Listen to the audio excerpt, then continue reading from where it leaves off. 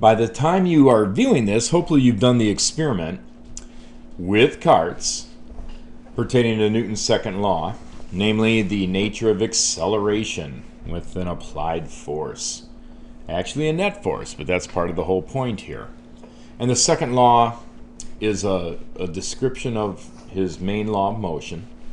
It doesn't exist by itself. So for instance, it exists primarily because of the reality of inertia, this tendency to resist a change in motion.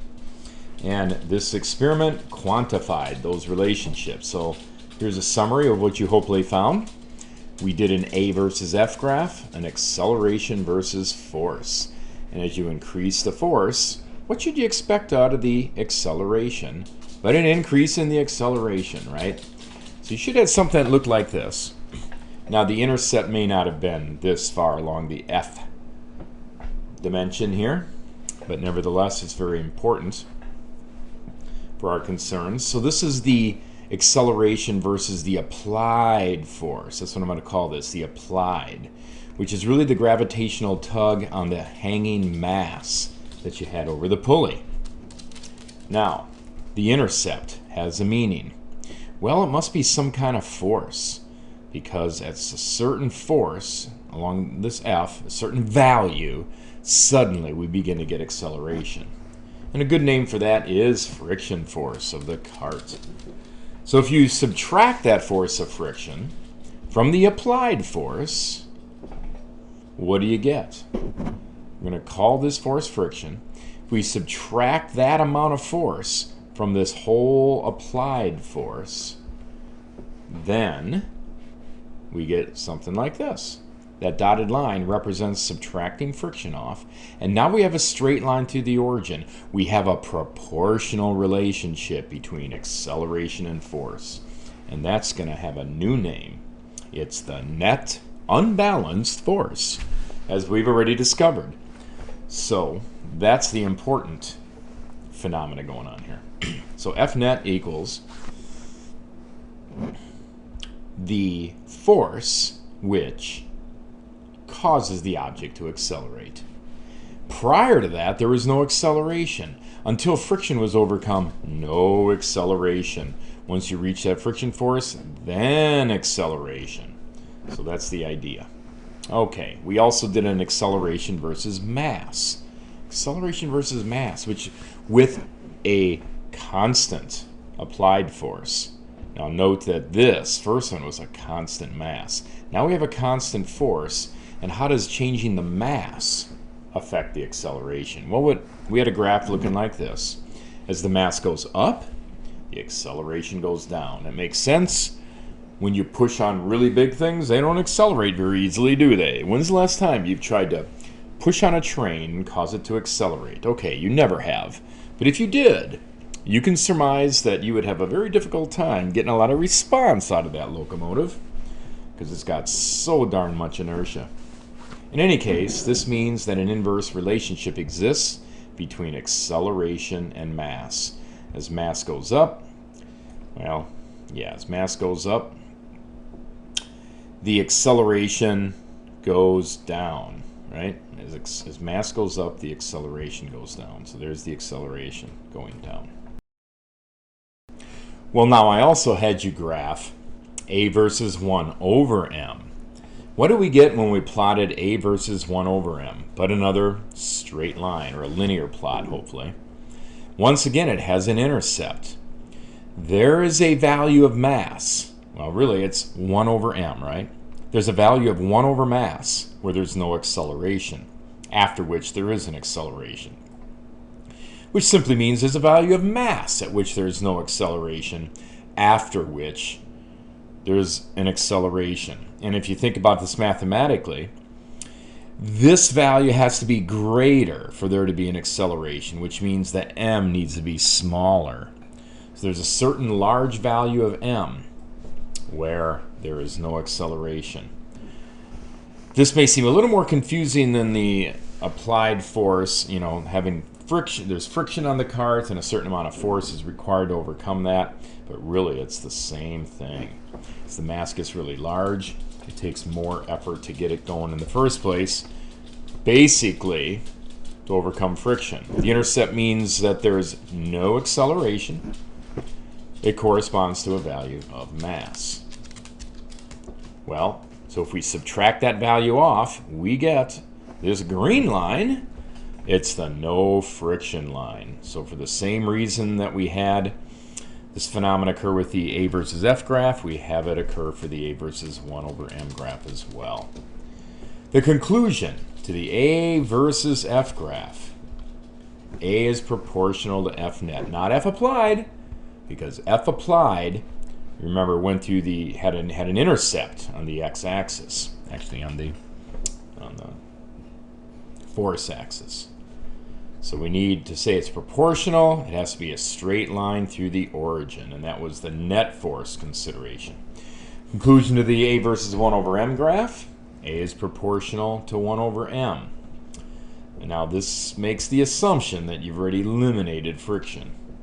So those are the basic formulations there. And if you combine the conclusions, you have A is proportional to F net over M. If we solve for F, actually F net here, it's some proportionality constant times MA. So F net equals KMA. What's the metric unit of force? It's the Newton. It's defined for convenience. Now, if all three variables were equal to 1, namely M, A, and F net, then what would K have to be equal? Well, K would obviously also have to equal 1. And that's the case if the following occurs: when the acceleration of a 1 kilogram mass equals 1 meter per second squared. We define the force, the accelerating force, the net force, to be 1 Newton. And that is, in fact, how we do define it. And then F equals MA. When I say F equals MA now, I'm talking about F net. The accelerating force is MA. Whether it's explicitly denoted by the subscript or not, that is what F means. So what is 1 Newton? Let's describe it in words. 1 Newton is the force that accelerates a 1 kilogram mass at a rate of 1 meter per second squared. 1 meter per second every second. We can write this in a couple different ways.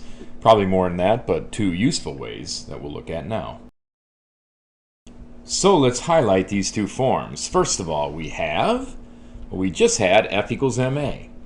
And now let's massage this ever so slightly and recognize that acceleration is change in velocity over time. And there's a new little expression, and we can multiply both sides by t, and we get Ft equals m delta v, because these 2 t's go away. So we can write Ft equals m delta v. This is actually a fairly useful form for some problem solving. The force times time equals mass times how much the velocity changes. That kind of makes sense intuitively. When you apply a force to an object, the longer you apply the force, this is a net force by the way, the object will have the mass, it has a mass, will have a greater change in velocity the longer you apply the force. That kind of makes sense, doesn't it? Fantastic. I love physics. The force F is really F net. Have I said that already? That's always the net unbalanced force on the object. Oh, make sure that you can distinguish between that and any old applied force. Now, the acceleration that results from the unbalanced force is always in the direction of that net force, not the applied force. There may be 17 applied forces in different directions. When you add them all up, it's going to have an acceleration. The net force is exactly in the same direction as that acceleration. Always is. Now, what does F equal to MA really mean? Wait a minute, didn't we just talk about what it really means? Okay, maybe a little bit of redundancy is in order. I think it might be useful. It really means the sum of the forces, all the forces involved is MA. That summation, F, really means the summation of all the forces on the object. So I'm highlighting now on the object. Not by the object, but what forces are, what the object is being subjected to. The forces acting on it. And you really got to differentiate that from anything else. Not what the object is doing to the surrounding environment, but what the surrounding environment is doing to it. There you go. So it's a description of F net, or just F. So if you just write F, make sure you know what you mean. That if you mean F net, then you're talking about the sum of all the forces on the object.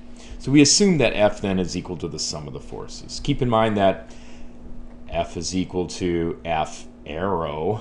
And we haven't encountered this yet, perhaps. Actually, I think we have. You probably know what that means. It means it's a vector quantity, and a vector has both size and direction. And we'll get to that in earnest shortly in this unit. So, sum of F consists of all passive and active forces acting on an object of mass m, causing an acceleration a of that mass.